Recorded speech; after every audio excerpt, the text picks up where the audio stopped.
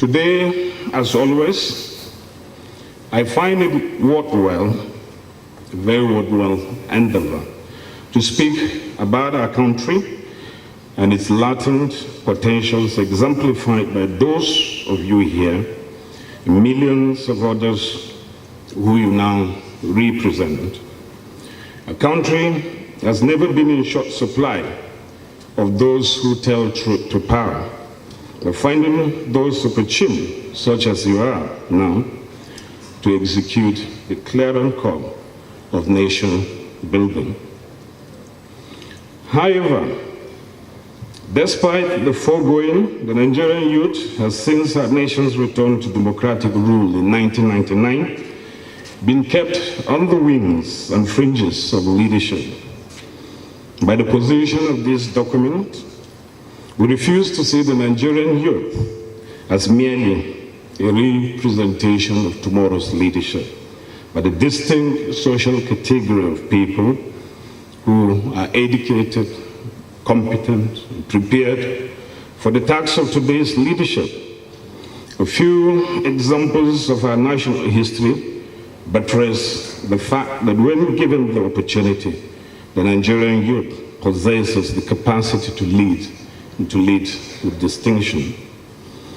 Let me begin by quickly reminding you of the immortal words of one of Africa's finest, the late Mr. Kofi Annan, a former Secretary General of the United Nations, who said, and I quote, "No one is born a good citizen. No nation is born a democracy. Rather, both are processes that continue to evolve over a lifetime. Young people must be included from birth. A society that cuts itself off from its youth severs its lifeline. It is condemned to bleed to death." End of quote. It is because of this and many other important factors that support the 8th National Assembly to pass the Not Too Young to Run bill into law. While there was cynicism from certain quarters as to the commitment of lawmakers to the passage of the bill, but as legislators we were never in doubt as to the importance of the bill and how much youth energy will drive governance in our country. The Not Too Young to Run law is not so much about the exclusion of any particular class from the political space. Rather, it is designed to offer a platform for our youth population to build synergy with the segments of society for national development. As you have known by now, the law is not designed as a cutthroat competition between the young people and the old, but an opportunity to build a consensus, a sort of governance symphony where all energies are deployed for our common good. Let me thank the organizers of this conference for young lawmakers at both the national and state levels. Also, I congratulate all of you on your elections, and I should add myself as representatives of our people, by extension, our country, Nigeria. The importance of your elections is situated in the fact that the Nigerian youth, our youth demographic, at an estimated population of 78 million, will be the 4th largest country in Africa and 19th largest country in the world if it were a country. But what have our sheer numbers, numerical strength, been put to? It is in the light of this that I find very interesting the theme for this conference, which is convergence, leadership, power in politics. What this simply means is that you are now leaders, part of the elite, as some of you need so much. It is instructive you begin to come to terms with the remarks that you are now part of not them. So what this is all about is leadership. And the fact that we're here is leadership also that compels this attendance, because the passage of this bill wouldn't have been possible without the demonstration of true leadership. But I must tell you that it was very, very tough. For some of you who are beneficiaries, it was very, very tough. So the value that was instrumental in driving you to seek for office is what will define how you carry yourself, what effort you put into the art of lawmaking, and how much impact you desire to make, not for yourself, but for your constituents. The part of leadership, price of leadership, most of you already know, is mostly steep, sometimes frightening if you're in it for the wrong reasons. It challenges your character, tests your patience, and risks your reputation. So in the end, it is what you choose to do with the leadership that has been conferred on you that will count. No one should envy you, because you are coming on board at the time our beloved country is on its knees, having ravaged our national blessings until we're now desperate to find redemption. I have no good news for you, my friends. This is a time like no other time. All of us know that in Nigeria. Do you know, for instance, that Nigeria is the third most dangerous country in the world to live in, after Afghanistan and Syria? Tell me a single extended family in Nigeria that has not suffered the pains of kidnapping, banditry, or terrorism. Do you know that life expectancy in Nigeria is estimated by Open Government to be at 53.8 in 2017, which gives Nigeria a world life expectancy ranking of 214 out of 224 countries ranked. Do you know that 1 out of every 3 Nigerians go to bed hungry every night? To our shame, we have become a byword among nations who now tell us to our faces that we're now the poverty capital of the world. Do you know that we have no single world-class hospital and no world-class institution of learning? Consequently, medical tourism abroad is the accepted norm, with their consequences on our national economy. So many young people's life ambition nowadays is not to study in the Western world anymore, but anywhere except Nigeria.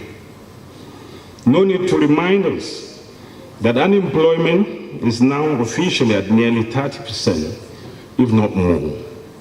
Underemployment is more grave a problem in the country. So many out there working their hearts out for tech homes that cannot take them home, much less put food on their tables. Let me stop here so as not to depress us any further. We don't want to snip that youthful energy from us by telling us all this bad news. All that I've highlighted so far are actually not the disease. They are symptoms of the disease.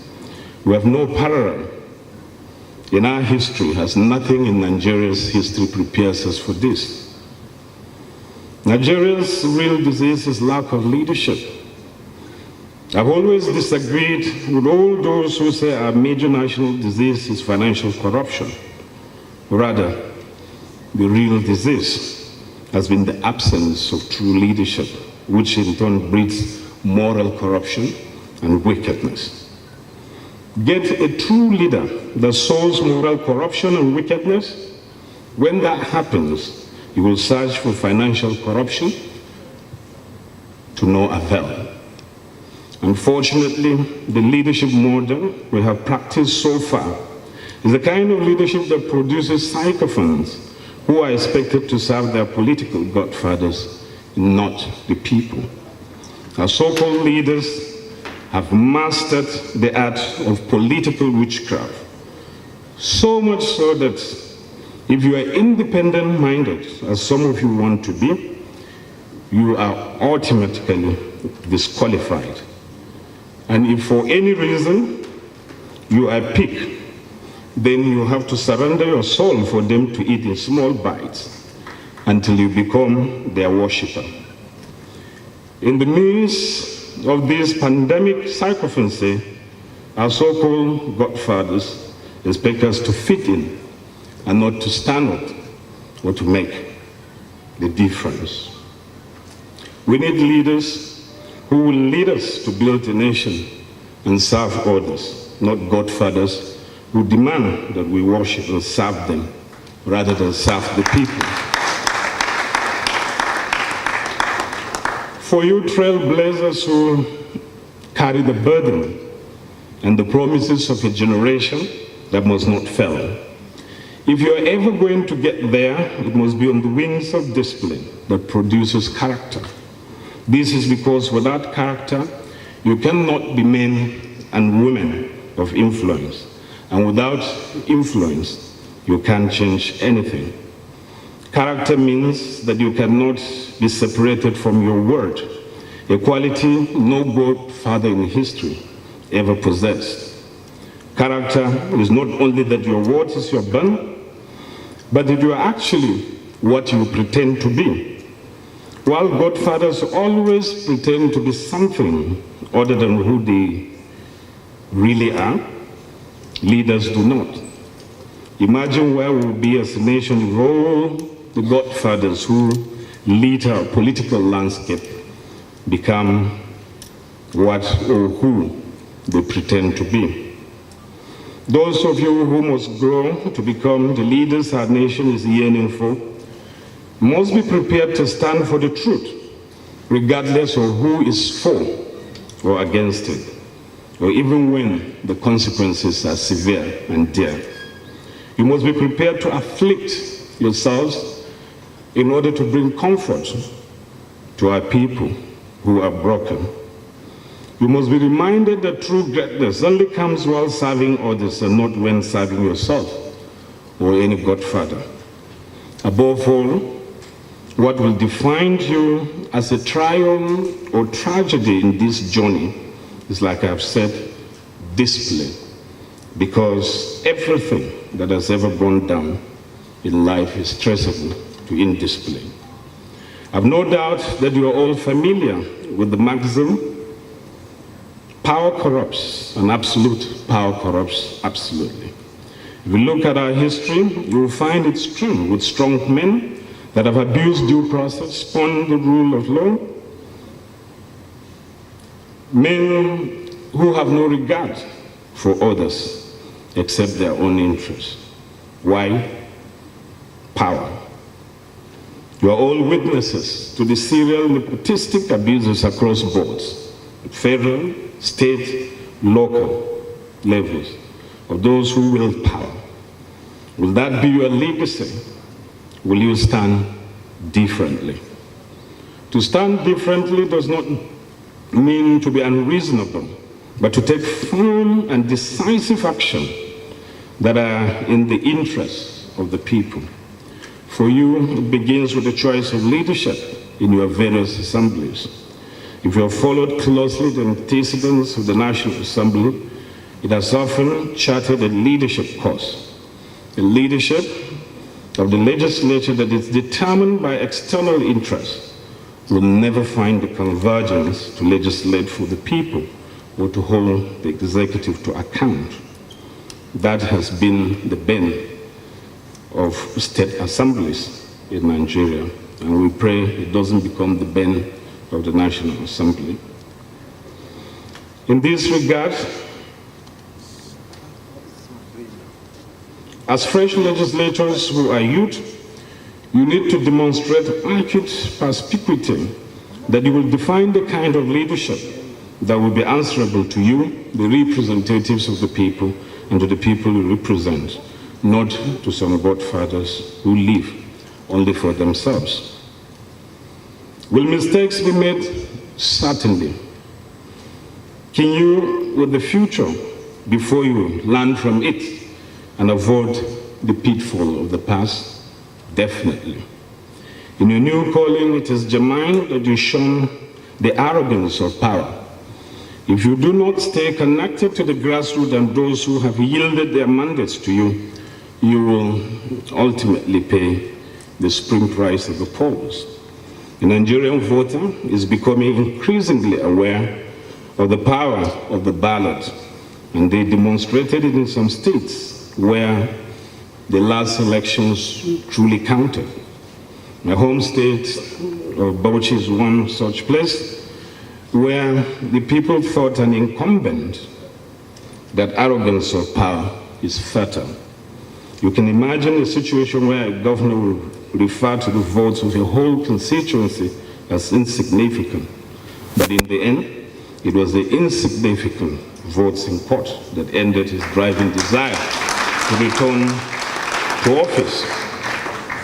History is rich with examples of why some leaders and politicians failed or could not deliver as expected. It is for this reason you ought to invest in research, cross-fertilization of ideas, build consensus and alliances, learn the art of lobbying to get your bills through. Do not say, this is not of my party.